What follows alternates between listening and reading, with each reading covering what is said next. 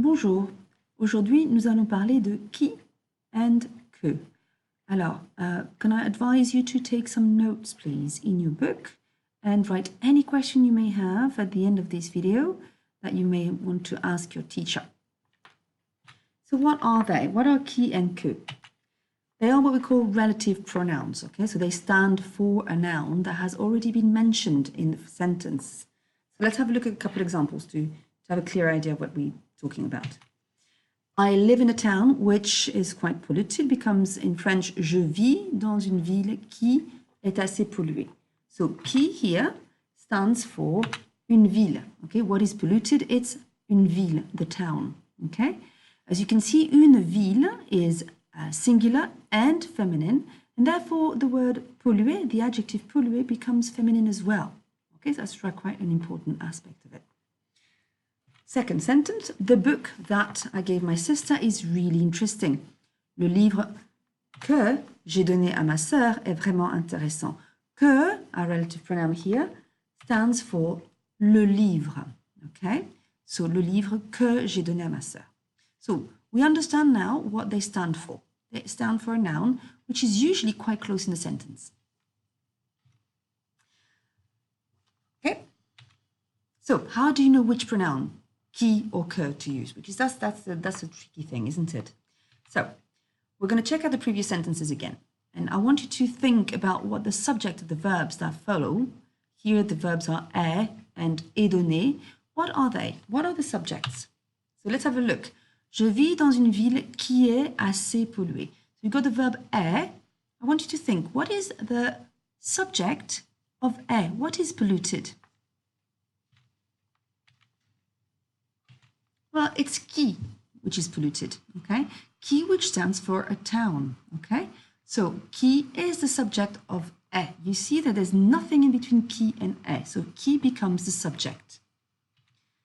On the other hand, in this next sentence, que is not the subject of est donné, since it's je, it's j'ai donné, the book that I gave my sister.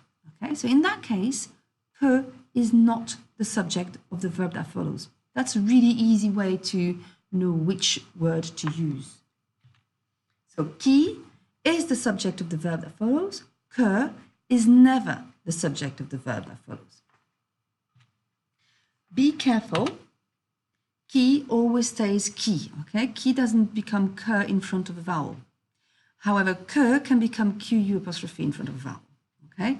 So please be careful not to mix them up. Qui always stays the same. Okay, so we need to practice a little bit now. Can you try to read the sentences that are following here? Pause the video now.